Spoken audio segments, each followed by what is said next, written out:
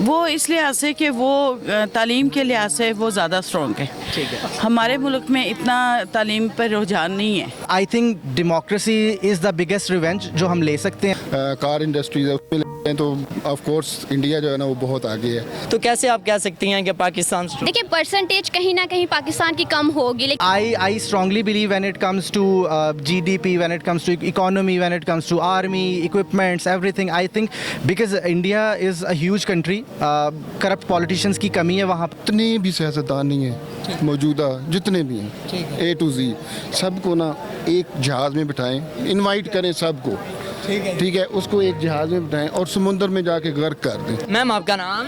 फरा इकबाल। जी मलिक कमर नाम है मेरा। जाहिद मीर। अली नूर।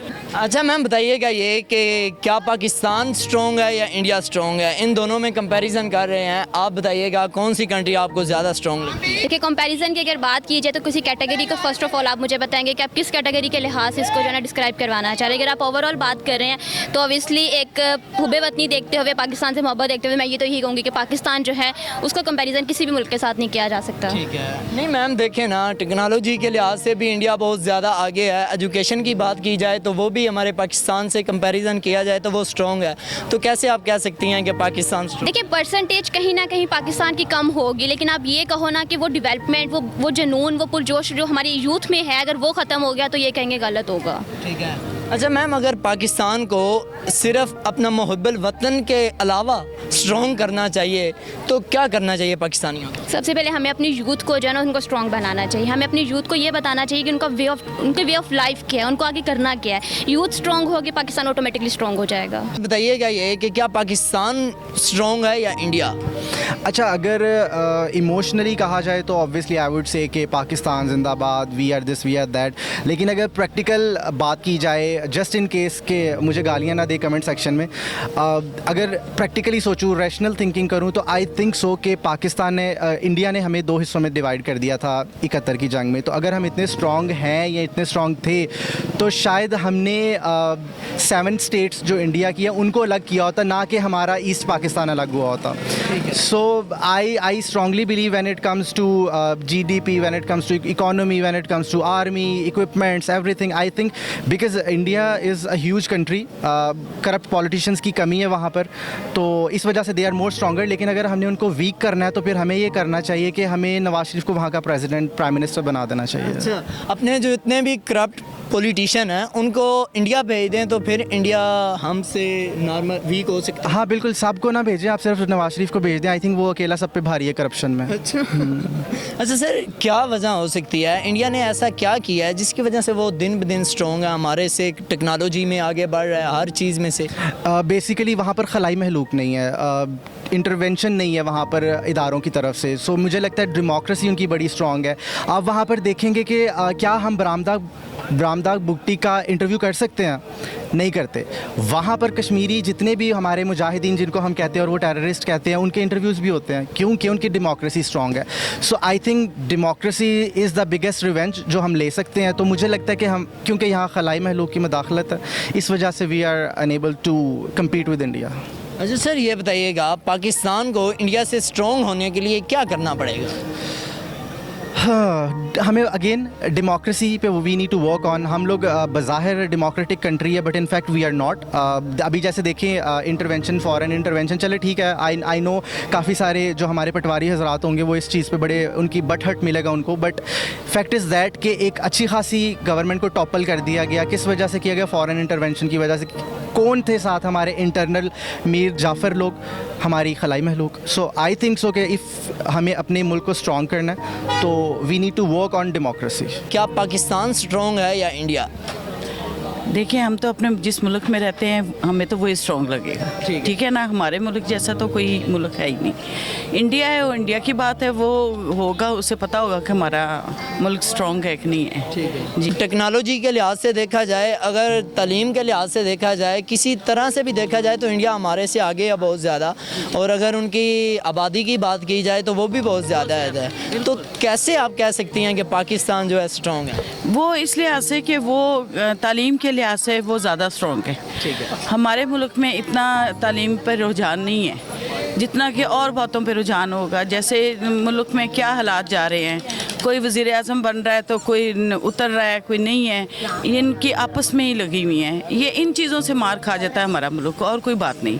वो इंडिया जो है ना, वो अपने लाइन पे भी चल जाता है, वो अपनी आवाम को भी चला लेता है, पढ़ाई में भी आगे है, और कई चीज़ों से आगे भी है, कई चीज़ों से नहीं भी है। ऐसे की बात। क्या कहना चाहती हैं कि पाकिस्तान को अगर इंडिया से स्ट्रॉन्ग बनने के लिए क्या करना चाहिए? नहीं, इनको अपनी तालीम की तरफ वजह देनी चाहिए, अपने जो हालात हैं मुल्क के, से जितना अच्छा हो सकता है, जितने अपने मुल्क को अच्छा करना चाहते हैं करें, ताकि लोगों की जो बातें, आपको पता है हर मुल्क बातें करता है, ये ऐसे नहीं है, ये ऐसे ऐसे होना चाहिए, लेकिन ये कि हम लोगों ने खुद सुधारना है अपने मुल्क को।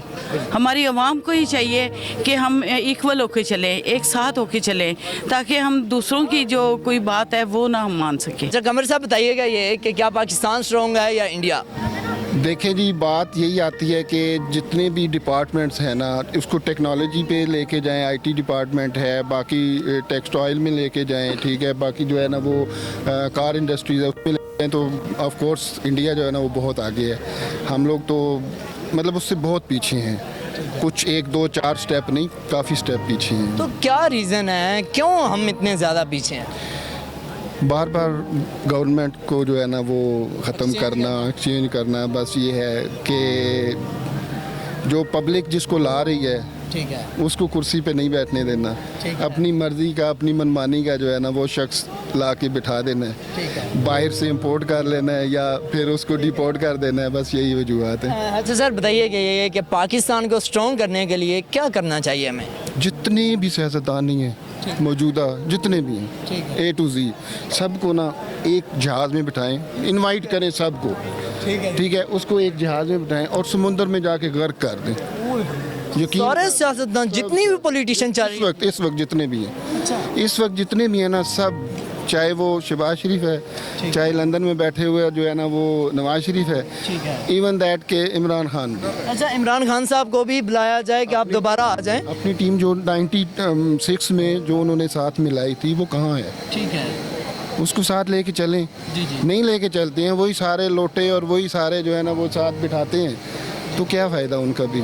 4 सालों में अकेले बंदे ने क्या कर लिया है, तो नेक्स्ट क्या कर लेगा वो? तो टर्की में हुआ था ना, टर्की वाला जो है ना वो सीन रिपीट करें, देखें वहाँ पे क्या से क्या हो गया। अब अच्छा ऐसे ही होता था, एक आगे बढ़ता था, दूसरा टांग खींच लेता था। ठीक है, उन्होंने सबको बिठाया, वही वाला जो है ना इम्प्लीमेंट कर दें। यहाँ पे यकीन करें, रेडी वाला क्या, बड़ी इमारतों वाले के सब सुकून में आ जाएंगे। अच्छा जी, सारी आवाम सुकून में आ जाएगी। इनको एक दफ़ा सफाया कर दें। इन्वॉल्वमेंट नहीं है हमारे, हाँ हर इदारे की इन्वॉल्वमेंट है, चाहे उसको आर्मी का नाम दे लें, चाहे इस्टेब्लिशमेंट बाकी ले लें।